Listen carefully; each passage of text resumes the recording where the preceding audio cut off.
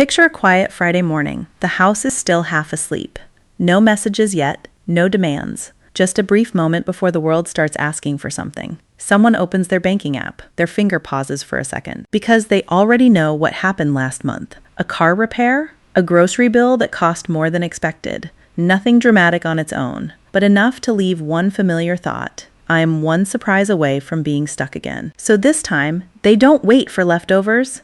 They don't hope there's money at the end of the month. They move first. Exactly. $50 goes into savings, not $47, not $63. $50, the same amount. Every time, no negotiation. At first, it feels almost pointless, like trying to hold back a river with a small cup. But they've tried the other way before, saving only when it felt possible, and it never lasted. Something always came up. Something always took priority. So this time, they choose consistency over comfort. Slowly, something begins to change. Not overnight, not dramatically, but quietly. A small financial buffer starts growing in the background of their life, not enough to feel wealthy, not enough to feel finished, but enough to breathe a little easier when life becomes unpredictable.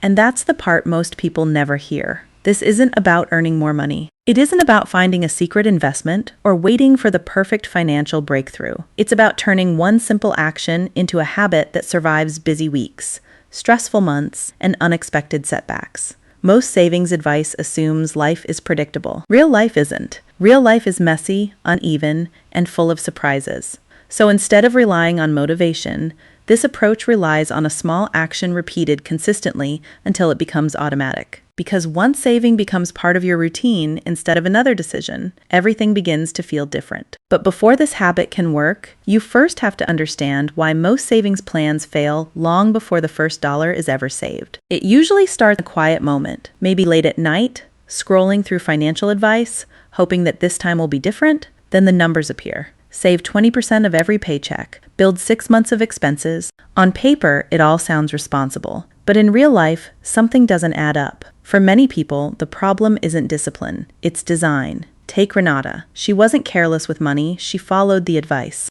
But every month, rent, groceries, utilities, insurance, and transportation consumed her paycheck before she could even think about saving. By the end of the month, there was rarely anything left. Still, she kept trying. She set goals, started over, fell behind, started again. Slowly, what changed wasn't her effort, it was her belief. One evening, she sat at her kitchen table, opened her laptop, and entered every real expense into a savings calculator. Income, rent, bills, food, transport. Then one more line, a car repair she'd been avoiding for weeks. She pressed calculate. The result appeared. She stared at the screen, almost expecting it to change.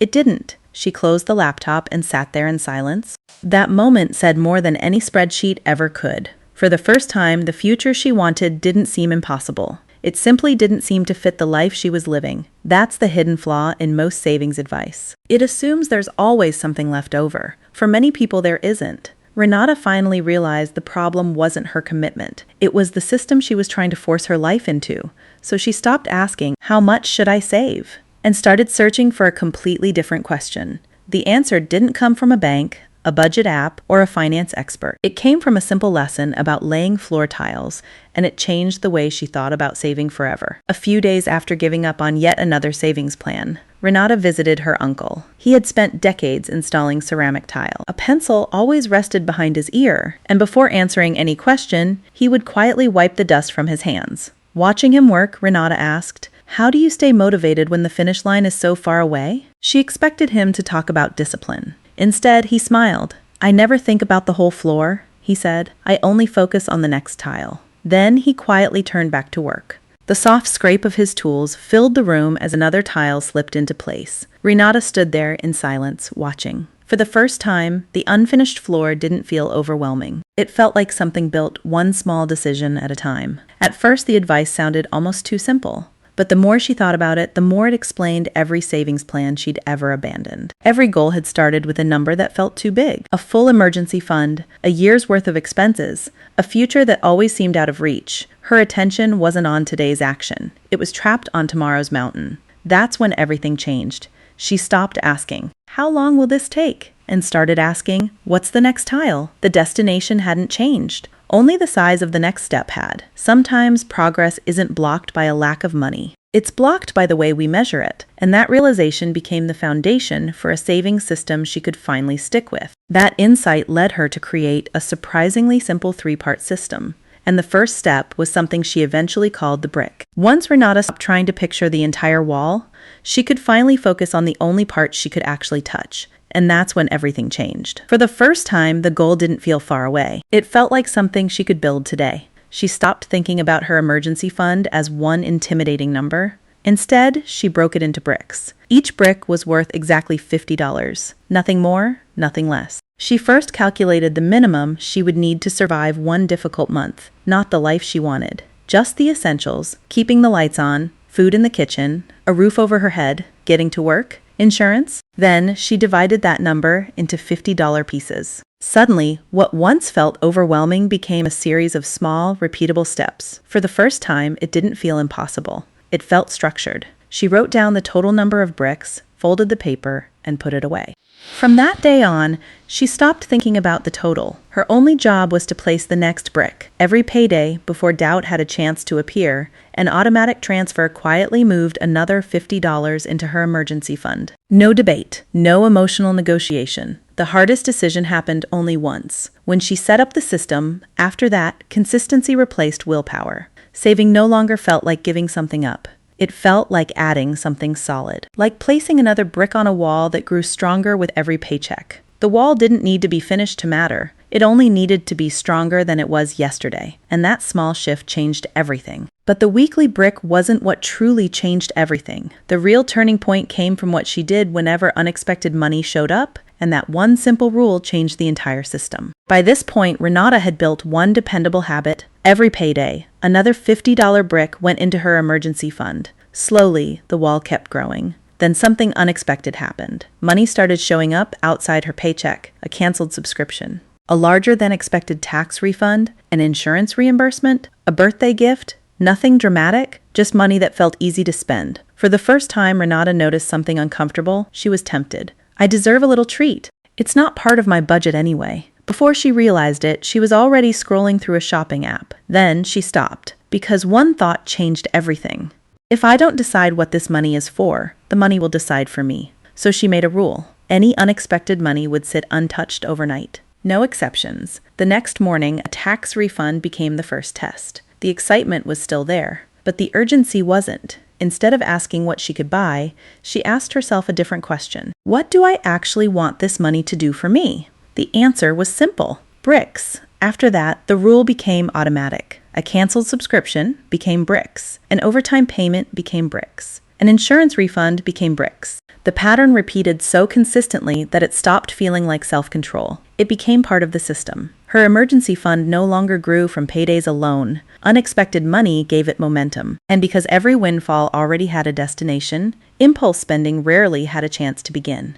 She wasn't relying on willpower anymore. She had simply moved the decision away from the moment where temptation was strongest, and that changed everything. But there was one final rule that made this entire system almost impossible to quit, and strangely enough, it involved putting a limit on how much she was allowed to save. By now, Renata's emergency fund was growing steadily, one brick every payday.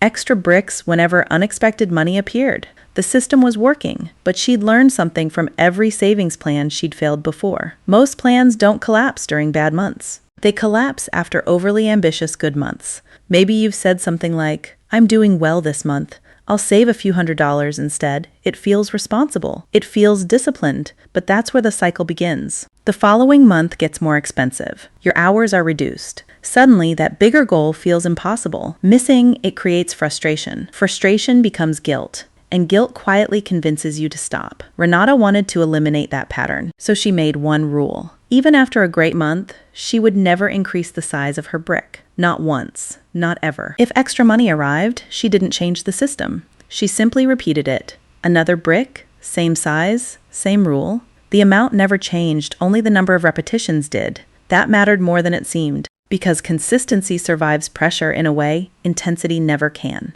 A system built on emotional bursts eventually burns out. A system built on small, repeatable actions keeps going even when life gets messy. Some months, Renata added 1 brick. Other months, several. And in difficult months, none at all. But the system never broke. It simply waited. No guilt, no pressure to catch up. Just another opportunity to place the next brick. Because real financial progress isn't built on never stopping. It's built on always being able to begin again. But many people still ask the same question. Can $50 really make a difference? The answer comes much sooner than most people expect. The biggest misconception about an emergency fund is that it only becomes useful once it's fully built. That isn't how it works. It starts changing your life long before you ever reach the finished number. Renata learned that sooner than she expected. A few months into the brick system, she had saved enough to cover 1 month of essential expenses. Not a complete safety net, not even close to 6 months. But for the first time, she had a real financial buffer. Then something inconvenient happened. Her car needed urgent brake repairs. The kind you don't debate, you just deal with. The bill landed in front of her, and a year earlier, it would have triggered days of mental juggling, delayed payments, and quiet panic. This time, it didn't. She paid it, left, and moved on. No reshuffling, no late-night calculations. Just a problem. Handled. Later that evening, she noticed something unexpected. The money was gone, but the anxiety never arrived. She even caught herself waiting for the familiar pressure to appear. It never did. Just silence. Just an ordinary evening continuing as if nothing had happened. That absence felt strange. Not because it was dramatic, but because it wasn't. For the first time, money had left her account without taking her peace of mind with it. She didn't celebrate. She didn't call it progress. She simply remembered how different it felt. The system wasn't finished, but when life tested it, it held, and that was enough to keep building. Around the same time Renata committed to her brick system, one of her coworkers decided to improve her finances too. We'll call her Paula. They worked in the same pharmacy, earned nearly the same paycheck, and shared the same quiet fear. One unexpected bill could undo everything. They even started saving during the same week. But from that moment, their paths separated. Paula went all in. She set a strict monthly savings goal and treated it like a rule that could never be broken. Renata chose something much smaller, an automatic transfer she barely noticed. A system built to survive bad months, not just good ones. At first, Paula looked like she had made the smarter choice. Her balance grew quickly, and she checked it constantly, watching the number rise like proof she had finally taken control. Then life interrupted. A dead car battery, an unexpected medical bill, longer work shifts. Paula opened her banking app and realized keeping her savings goal meant she couldn't cover everything else. She paused the transfer, just for now. Sitting alone in her car after work, she kept opening and closing the app, hoping the numbers would somehow make more sense. Renata never faced that decision. Her transfer was small enough to keep running quietly in the background. Weeks became months. Paula kept restarting. Renata simply kept going. Her balance grew slowly, but it never reset. Over time, difficult days stopped feeling like financial emergencies. Not because life became easier, but because she was no longer living on the edge. Paula's plan needed perfect months. Renata survived imperfect ones, and in the long run, only one of those systems could survive real life. Most people think financial security arrives the day their savings finally reaches the right number, a full emergency fund, a figure that finally feels safe. But that isn't when the biggest change usually happens. For Renata, it arrived on an ordinary Tuesday afternoon. She was sitting at her kitchen table, half listening to the kettle boil, when her phone lit up with a bank notification. A small, unexpected bill had just been paid. She looked at the screen. Then something strange happened. Nothing, no rush of anxiety, no frantic mental calculation, no sinking feeling in her stomach. She actually paused, surprised by her own reaction. A few months earlier, that same notification would have sent her mind racing through rent, groceries, and every other bill waiting to be paid. Instead, she quietly set her phone down and went back to making tea. That was when she realized what had really changed.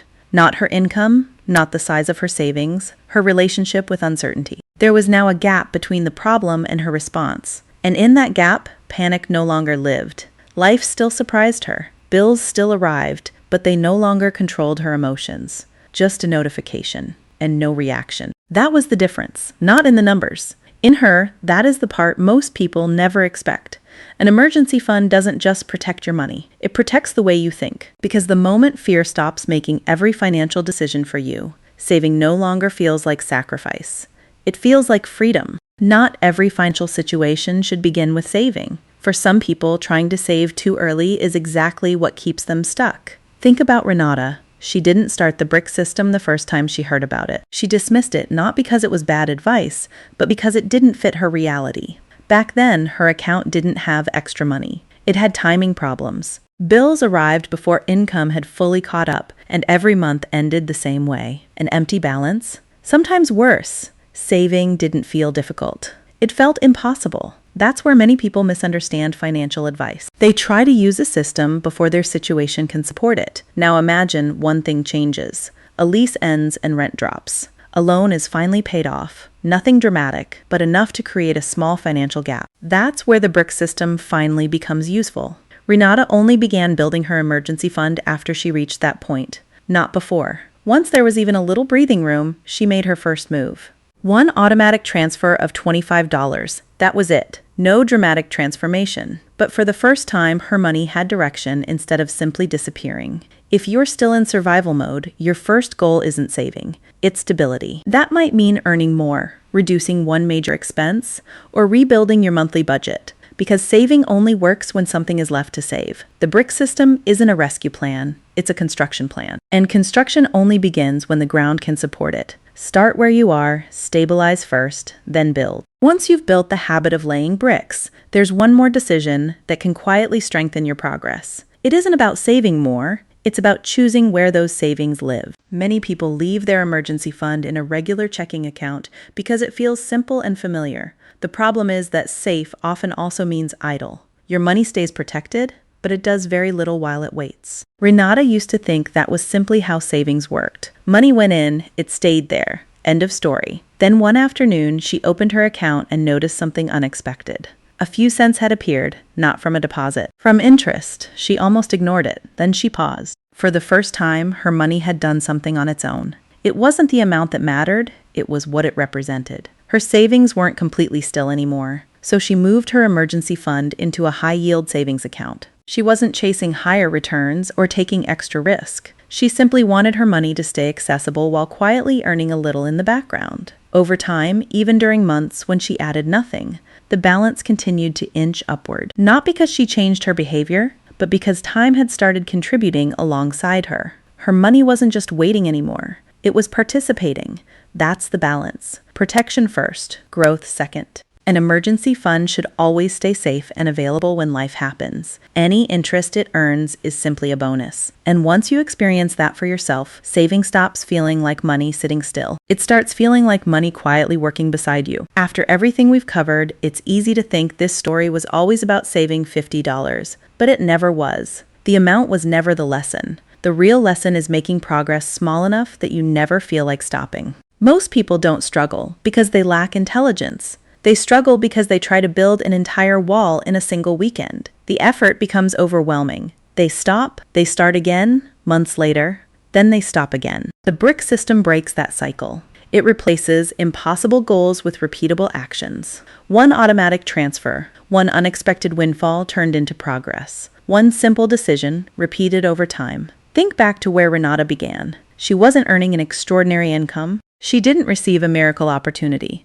She simply stopped chasing perfection and trusted a process. She never noticed the exact day everything changed. Only later did she realize something was missing. The panic? No more tightening in her chest when a bank notification appeared. No more frantic mental math before opening her account. Just the quiet confidence that things would hold. That's what an emergency fund is really for. Not to impress anyone. Not to sit untouched forever. But to stand between you and financial panic when life refuses to follow your plans. So don't think about saving a year's worth of expenses. Don't even think about 6 months. Think about the next brick. Set up one automatic transfer. Give unexpected money a purpose before it disappears. Then let time do what it does best. Years from now, you won't remember each individual brick. You'll simply realize you've built a wall that had been protecting you all along.